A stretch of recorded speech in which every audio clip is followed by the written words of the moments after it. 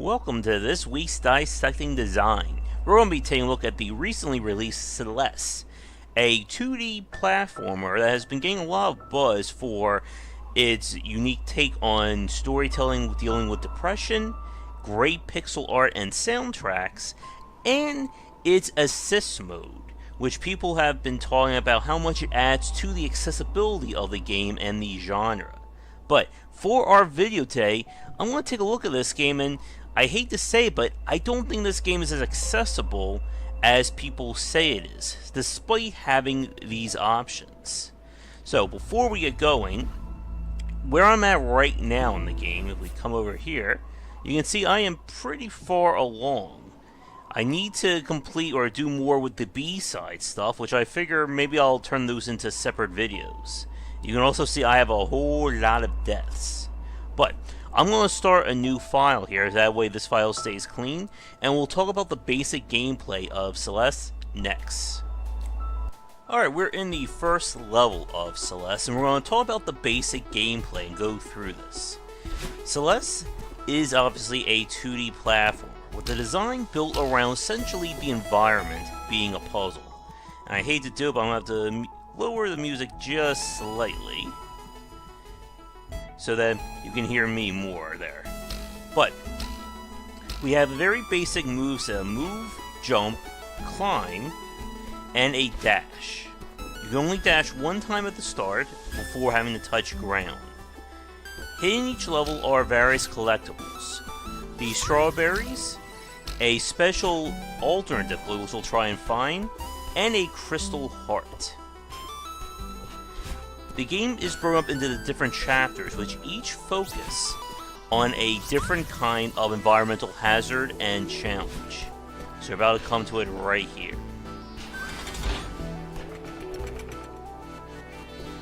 Well, this is kind of an extra challenge as well. There we go, got that. The levels themselves are full of secrets, beyond just having to complete them. Here. Oh, I won't fall. You can only climb for so long before you have to let go.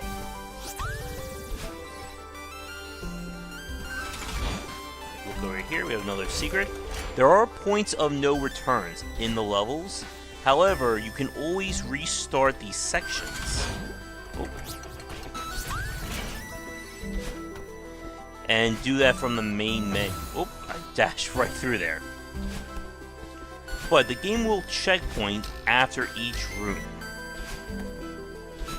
Don't think I'm gonna make that.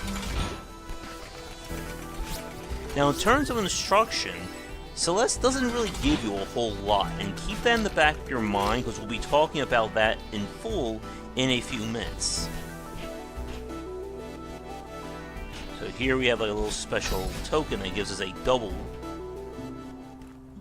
There's our friend there, who follows us throughout the game. I won't fall for that one again. Yep. But again, take note of the relative kind of design of Celeste. We're kind of dealing with the very same variety in terms of puzzle design. And again, that is explicit.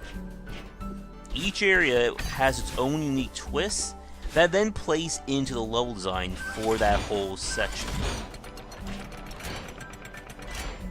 So there's a secret to the upper left that deals with the crystal heart, and I'll be talking more about that one when we get further in as well. For right now, we're just going over the basic gameplay. And again, these strawberries are completely optional.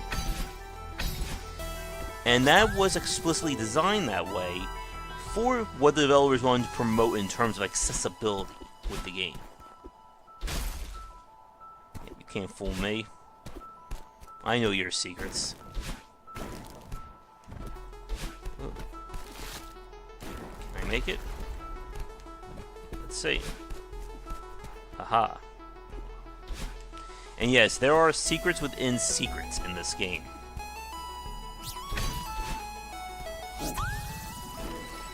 And we're back over here. Those spikes are instant death if we touch them. Also, the dash that you do, it's a fixed distance. So I can't manipulate any more than that.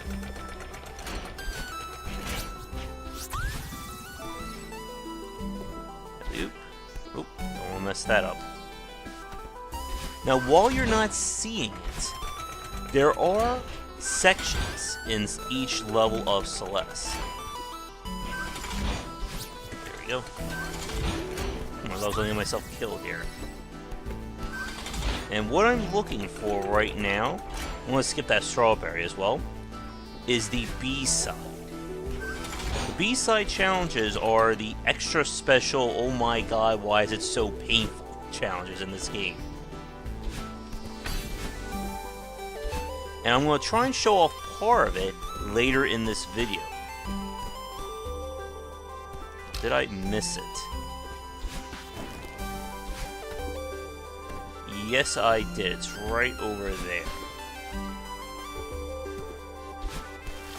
But the beauty of the game is I can actually just restart the chapter, or restart that section once we're done showing this off.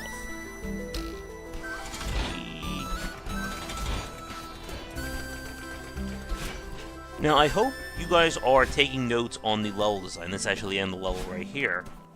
Because there's a very big issue in terms of accessibility with Celeste that it's not exactly made readily apparent.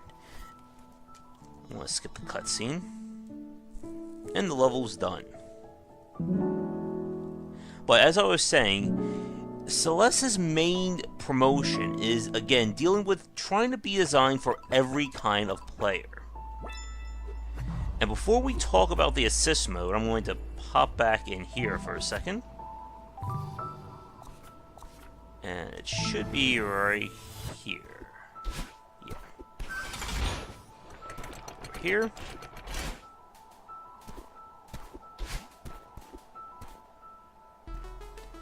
And if I climb up, there it is. Now, if you see right there, I actually stopped talking because this is all done by the rhythm there. But the cassette here unlocks the B-side, and there's a B-side cassette for every level. There we go. Now I can head back to the map. Now, as you saw, that was definitely on the challenging side in terms of its design, and I don't know if I made that look easy or not.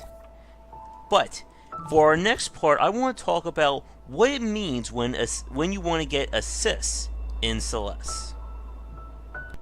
As we said, Celeste's main theme is accessibility, and what the developers wanted to do was try to make a game that everyone, from brand new players to experts, can get some enjoyment out of the game.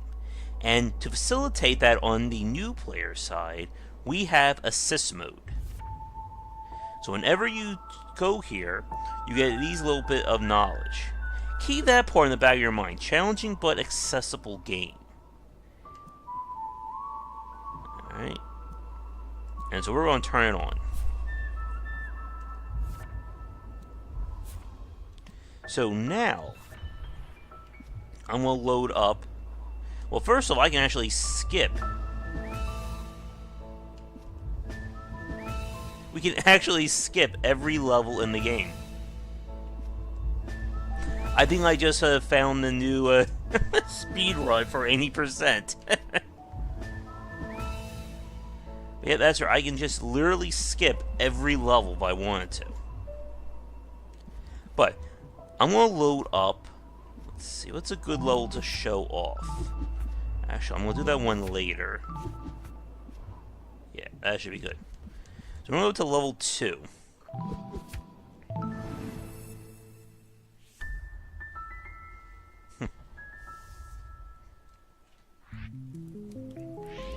And what we're going to do is I'm going to go to the assist options. And as you can see, we can turn quite a bit of them on. We can slow the game speed down if we need to have better timing. We can turn on infinite stamina, which means that I can hold on to things endlessly. Air dashes, and we have infinite, so I am now completely incapable of getting hurt in this game.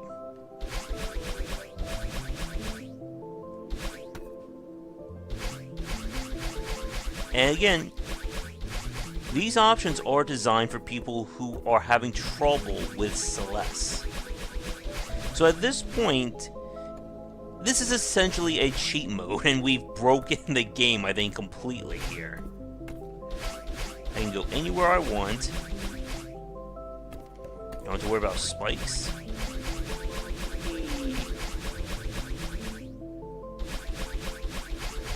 And basically, we can do whatever we want in this game. And developers, like I said, have definitely been applauded for this mode.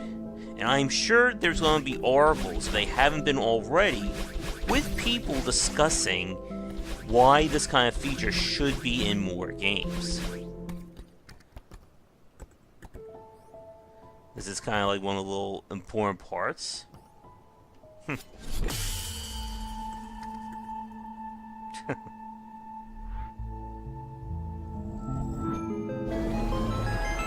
And this is the second level special mechanic here. I can dash through this thing. I wonder, does it kill me? Nope. Usually that will kill you, but now it doesn't.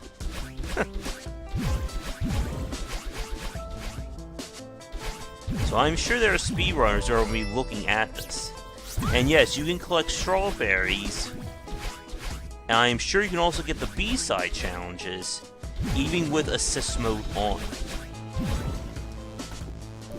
Right here, I can do that. Not much of a challenge, right?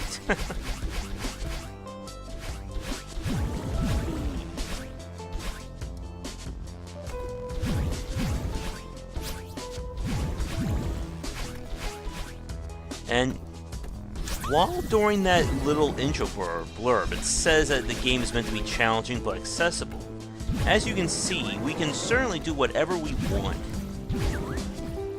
And if you just want to experience the story, that is available. And that's a major part when people talk about assist modes. I'm going to skip this. Actually, she doesn't even bother me, right? Yeah, I'm immortal. So we can do whatever we want. But, as I was saying, one of the major pulls for these kinds of accessibility options is for people who just want to experience a story. It was the same line used when people were discussing the Mass Effect difficulty. Here we go. And it's what was also written about Cuphead from several game journalists as well. That people just want to play the game just to see what's going on and not want the challenge. And as I've said before, I do kind of have issue with that depending upon what the game is. If a game is designed to challenge the player, and that's the point of playing it, then that should be the point of... then it should be designed around giving players a reason to get better. Now I know, of course, people will argue that's also been touted out as the whole get good phenomenon. As you can see, we're just having a casual air dashing stroll through our game here. There's a little bit of a skip for esports fans. Just come around here. Even though I'm invulnerable, I still have to make sure I'm keeping in pace. There's nothing over here, right? I can use that as an excuse to explore. We don't need to do all that, right?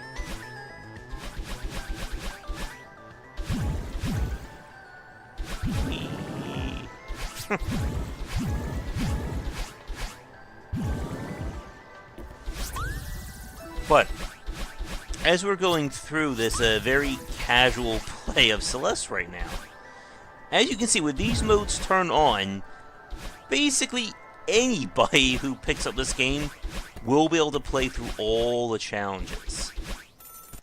Again, skipping the story. We're back over here. A little bonus areas as well. Once again, there's our friend.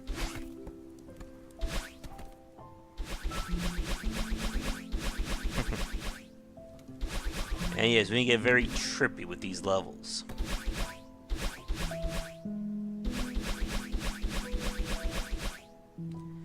Now, as we're going through this, you can see, again, that the level design, despite my skipping through most of it, is still built on the same principle, that every level has an environmental obstacle, and then we're going just to take that as far as we can.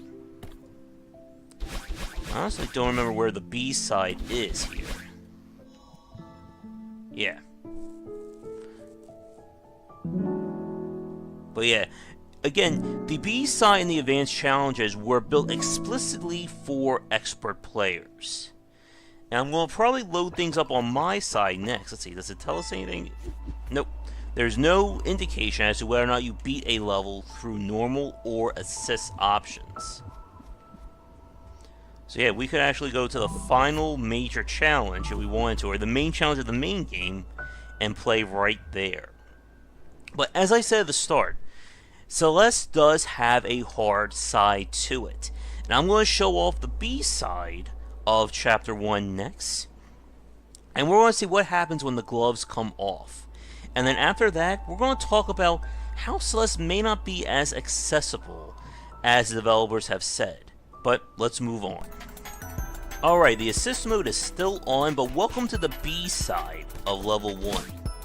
The B-side challenges, as you can see, are a lot more challenging in terms of what they expect out of the player.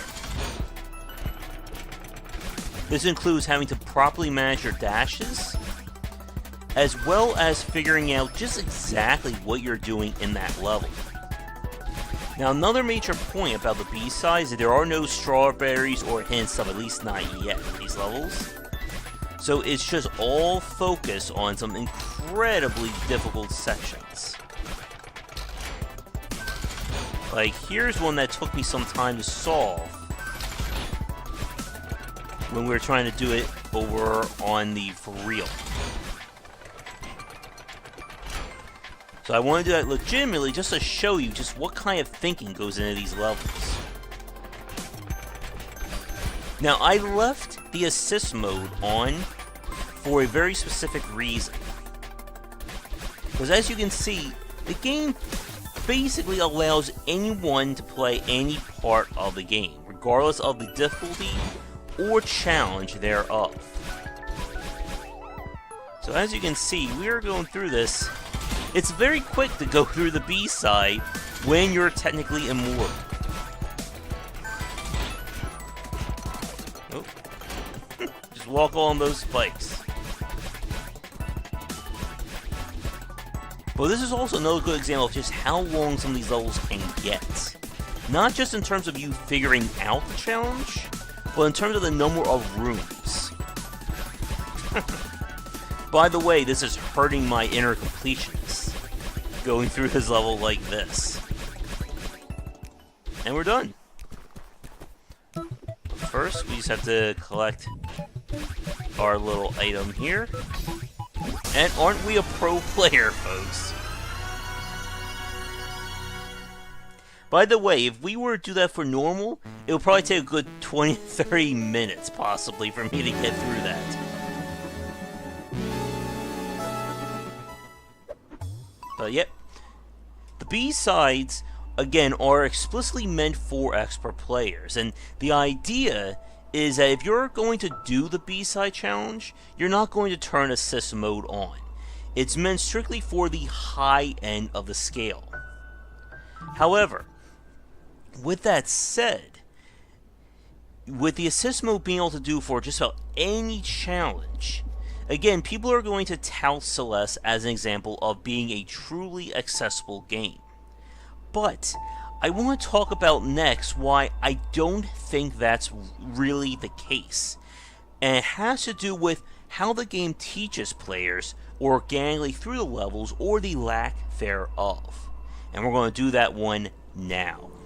Alright, the accessibility options have been turned off because I want to show off a later level and talk more about the level design of Celeste and how it's not really as accessible as you would think. Now, as we've talked about before, good level design, especially those in games built organically in terms of its tutorials, are meant to teach the player how things work through the playing of the level itself. And Celeste doesn't really do all that. We're introduced to new mechanics without any real explanation of what they do. Now again, you're watching me play this, but I would like to consider myself on the medium to expert side of the game of platformers by now. But for a brand new player, someone who has never touched the genre before, and picking this up on the accessibility options or the assist mode, the game really doesn't do a great job of explaining things for first timers. There is about 30 seconds of a tutorial or tutorial section at the beginning that just teaches you how to climb, dash, and jump, and that's it. But one of the things that we see in a lot of other platformers in terms of organically teaching the player is to show new mechanics and systems in an order of complexity and challenge. Like right here, this is teaching you how to make use of this whole bubble thing, but it's teaching you essentially through a trial by fire. For a new player, they probably would have no idea how to get through this part. And this goes back to what we were talking about with the Cuphead tutorial, and how it was trying to mix lessons without trying to teach the player one at a time. If we were doing this in terms of organic level design, that bubble would be probably at this height, and the idea probably would have been just to teach us through a gap. But by doing this, it's giving us a tutorial that's 3 lessons in one: jump, air dash, bubble. And there's no real lesson as to how this works. The player's supposed to figure this out on their own, which again, if you are an expert player, that would probably have been second nature. But if you are someone brand new being asked to play this game, it just feels like it's not really doing a good job of teaching you. Like right here, this would have been the perfect place to show you that bubble. Keep a very low ceiling, you can't jump, and have the player walk into the bubble and show it off. But this is not the first case of a developer. I'm going to skip this again. But this is again not the first example of the developer showing a new mechanic or rule, but not doing it in an order that makes sense from a complexity standpoint. Everything is taught to you through a trial by fire, which again, for expert players, we're fine with that. But if you are brand new and have never played a game like this before, it can seem very punishing to do so. It's like right here. And this part is also organically teaching you that your dash gets refreshed every time you use a bubble. Now here we're being taught about clouds. And now right here, the cloud disappearing on a single bounce. It's done through a section that can get you killed, and that is usually not considered proper level design. If you're going to introduce something brand new, it should be done in an area that is essentially safe, that the player cannot be killed from. So again, there's definitely some issues with the level designs. Now here we go with another little section here. This is also where the length of Celeste's levels, I think, get called into question. Whenever we talk about the flow of a level, the idea is the level should be long enough to make use of all the elements that you're teaching the player, and no more. Because if it goes longer, it starts to get very repetitive. And I feel Celeste hits that point quite a bit. That once you've learned the chief mechanic, it just keeps going on, trying to figure out new ways of doing it, but not really, in my opinion. So here we go again. So here's another really good example. We have these platforms. But did you know that you can manipulate them? I did not. And that is a failing on Celeste's level design. There is no explanation given that this platform works like that. Now, if I didn't show you that you could do this, how many people would know that you can manipulate the platforms like this? Again, there's no guide, there's no real explanation given. And that is not good design. Again, I just casually found this out while I was messing around with the gameplay here.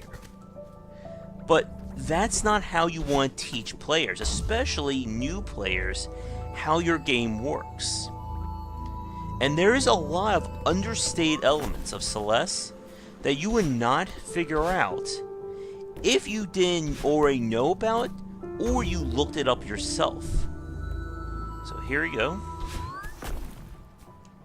And that is especially true of the crystal hearts. Each crystal heart in a level is usually designed to challenge the player in a way that's not readily seen. In some cases, they are more a puzzle than not.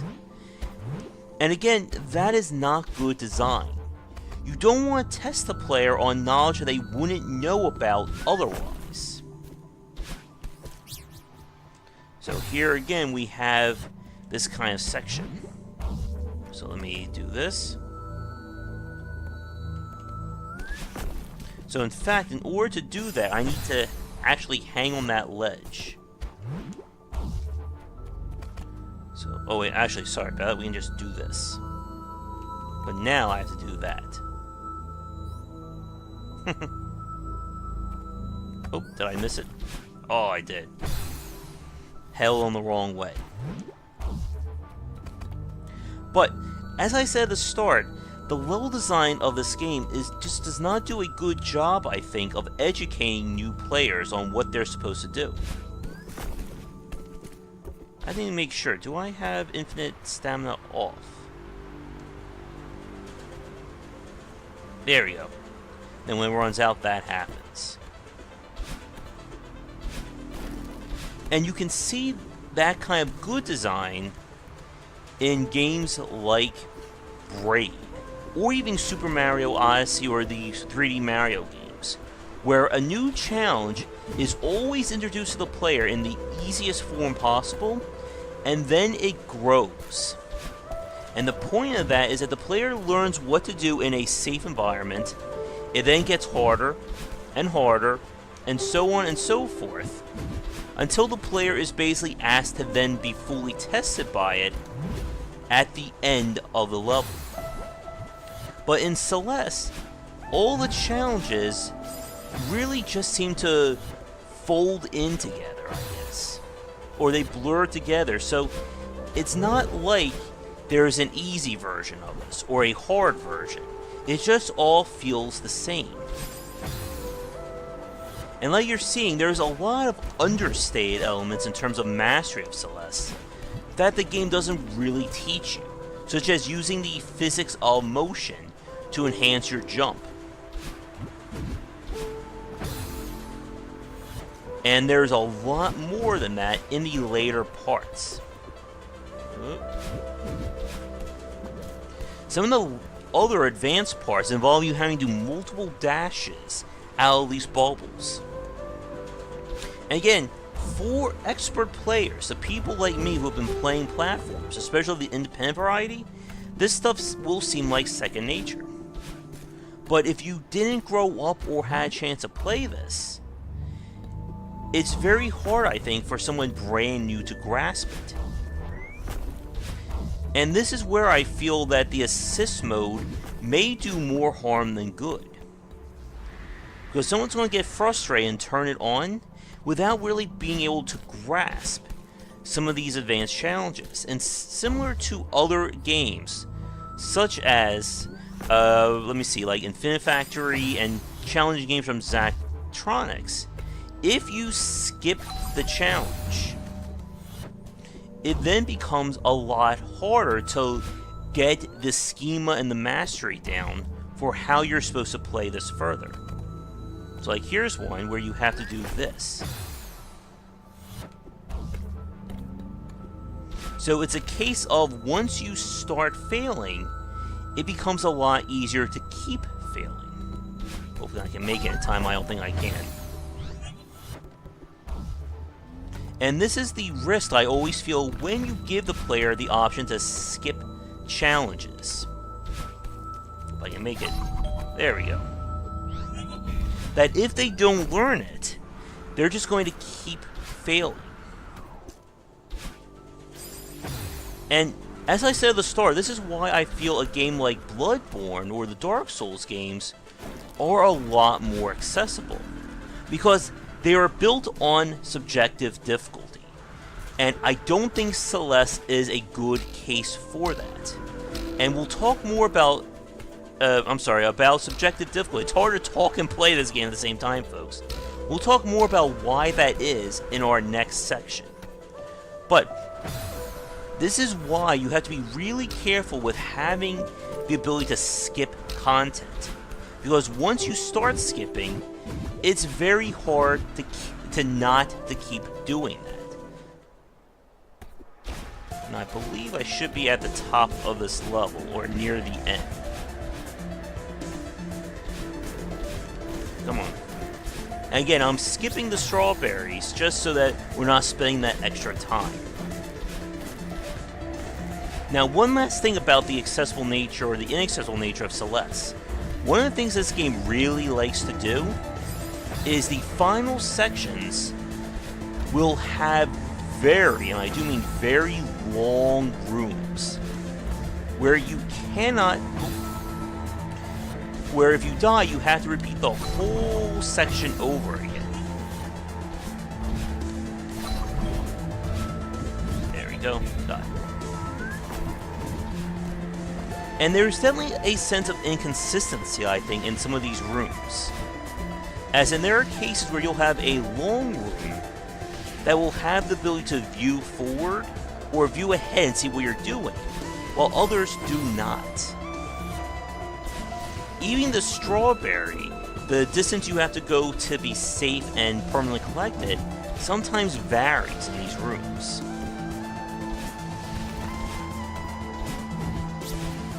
There we go.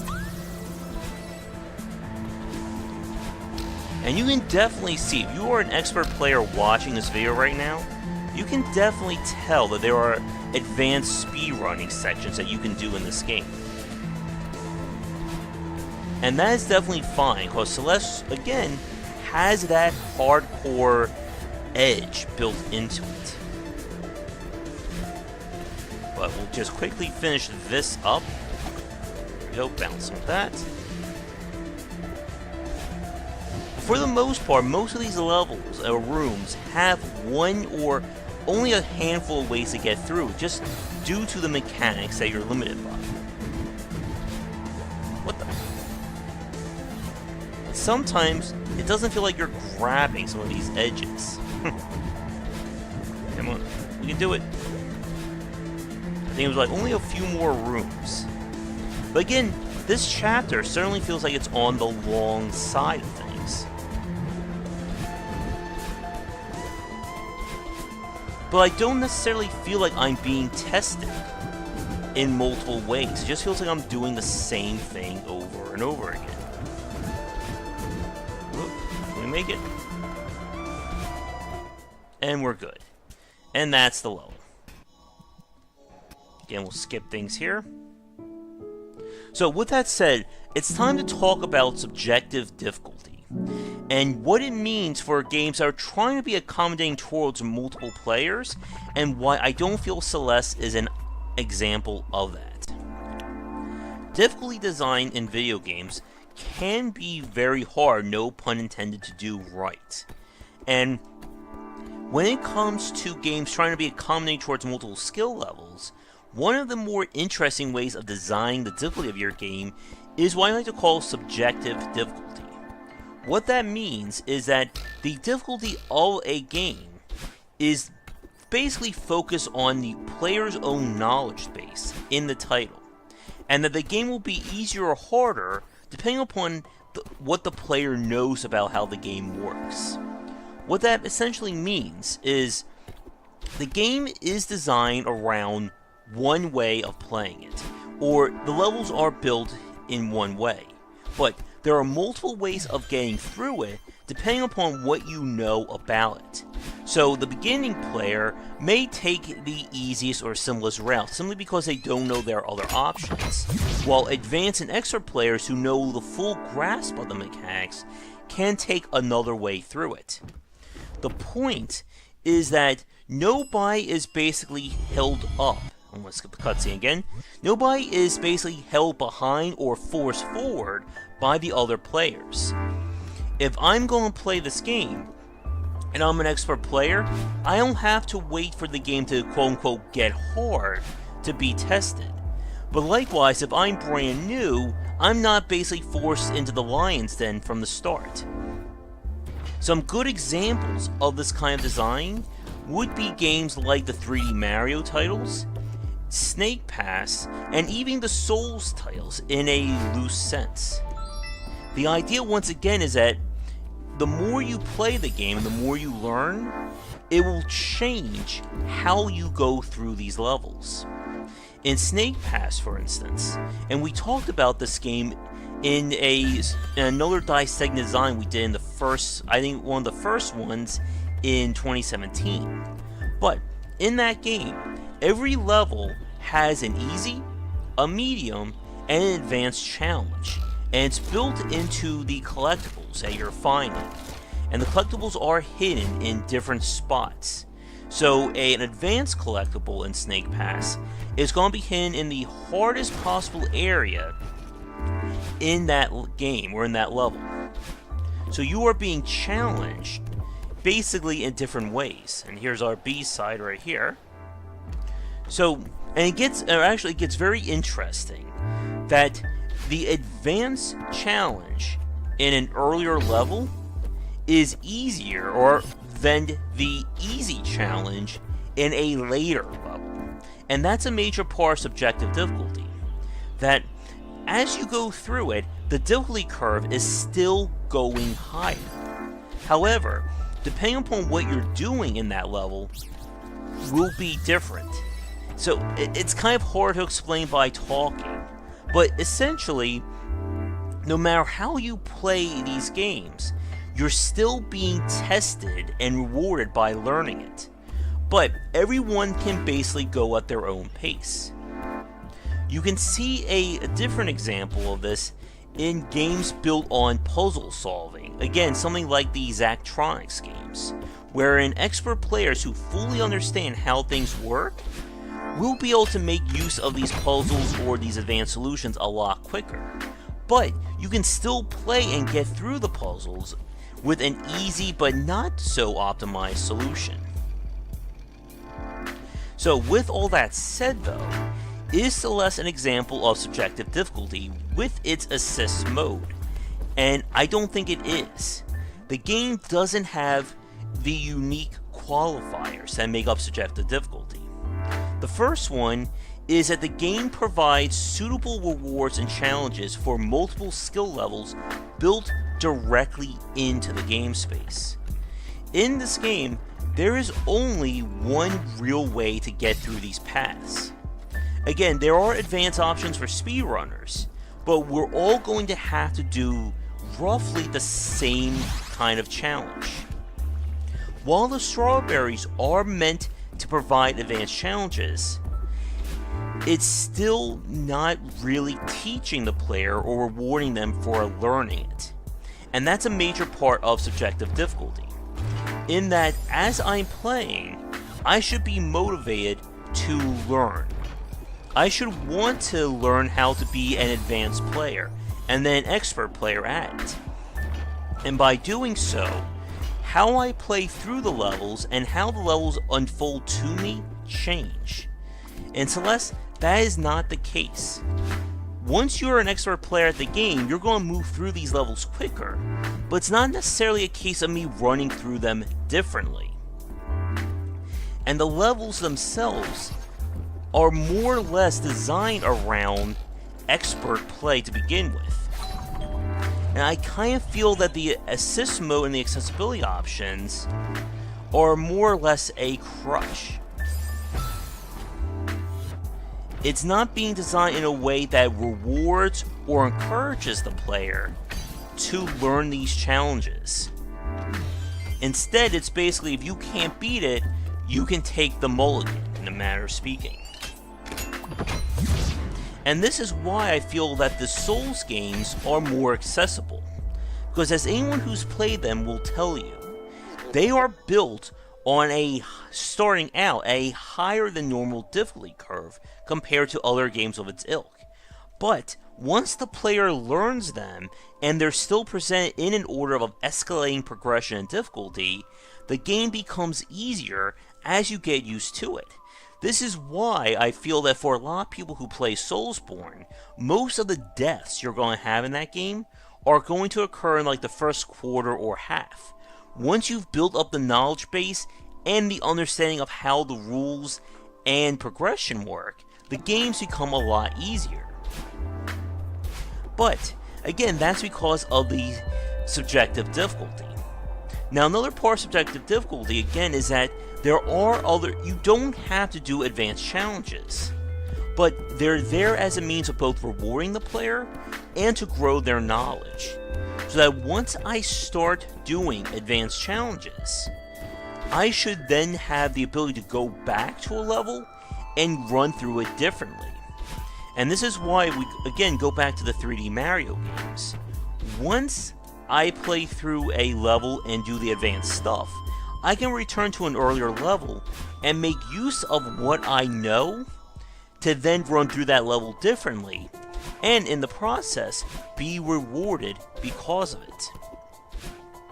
With Celeste, that's not necessarily the case. There's only, as we said, a singular way of getting through these levels. So what I'm doing is not necessarily changing as I go from beginner to moderate to advanced. As you can see,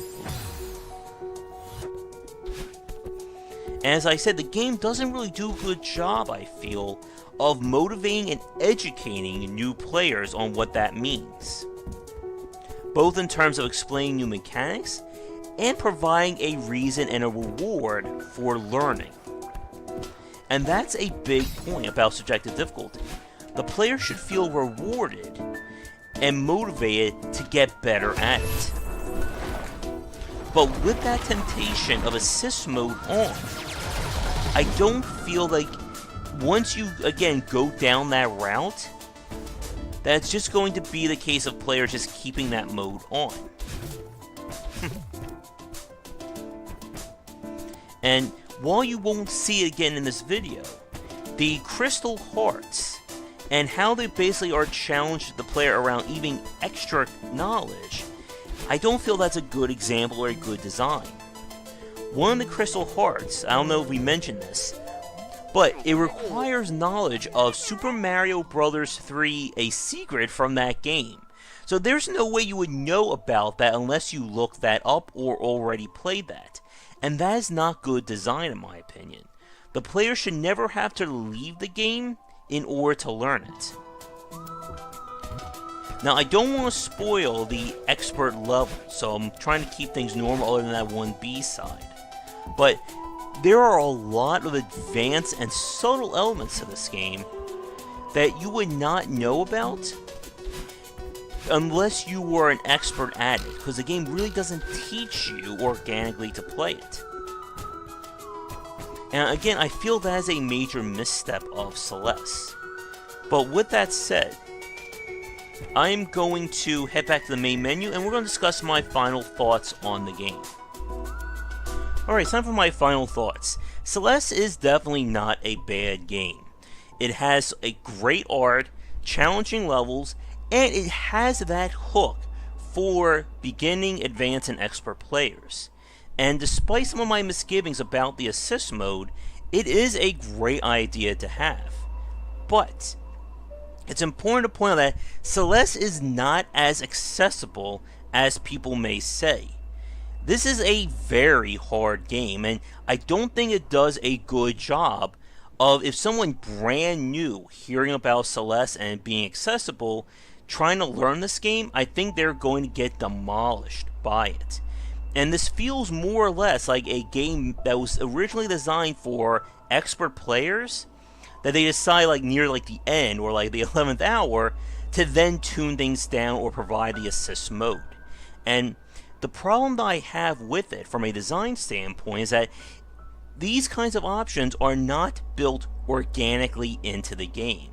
This essentially is just a glorified cheat menu. It's basically Game Genie that the developers have put in.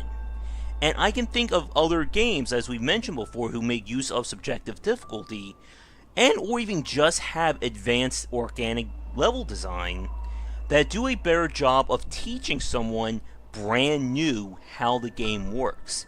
Again, look at a game like Braid, for instance, that every world has a completely unique mechanic, and how the levels are set up to explain how a mechanic works in a safe area, test the player in terms of their knowledge, and then finally, ultimately, put them in a grand challenge that is basically demanding mastery.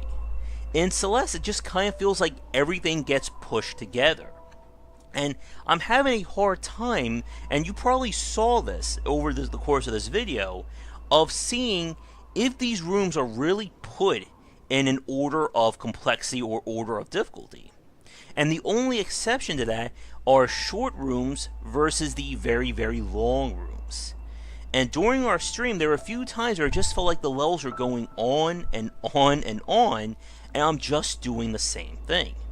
And you have to be really careful, especially when you're dealing with limited mechanics and design, of how much you can actually stretch that before it just feels like you're padding the levels out. And I kind of feel Celeste gets a little bit bloated there in terms of just hitting the player the same lesson over and over again. And again, for players who are trying to learn this from the offset, the game really doesn't do a good enough job, in my opinion, of explaining the understated complexities, such as using momentum to augment your jumps. The clouds, there's actually, in one of the B-side challenges, you have to make use of the cloud's natural jumping ability instead of you pressing the jump button. And it's never referenced in the main game. The game just kind of assumes that you're learning all this without properly giving you a reason to see that it's an option and to test you on it. And you'll definitely see that on the B side as well. And again, I kind of feel that Celeste is not as accessible because of that. It doesn't do a good job of gating in terms of complexity or teaching the player how things work. And again, teaching the player organically through level design is incredibly hard to do. But with that said, we're going to wrap things up here. Again, Celeste, if you're looking for a challenge, this is it. But if you're brand new to platformers, I would probably not recommend this being your first game. But with that said, thank you so much for watching this week's Dissecting Design. Come back each Monday for a brand new one, and check back daily for discussions on game design here and on Game Wisdom, where we examine the art and science of games. Until next time, have a great day. Thank you so much for watching this video. If you enjoyed it, be sure to like and subscribe to the channel. Check back around 10 Eastern for regular streaming. If you'd like to suggest games for me to cover or topics to talk about, let me know in the comments below. For a collection of my writings as well as weekly podcasts on design, check out game-wisdom.com. To support the Game Wisdom Patreon, you can find us on there on patreon.com/gwbeiser. $1 will get you into our private Discord channel where we talk game topics and more. $5 will get you voting privileges for any major event, including the Saturday Night Grab Bag, Patreon funded goals, and more. Thanks again for watching, and I hope you enjoy more videos here on the Game Wisdom YouTube channel.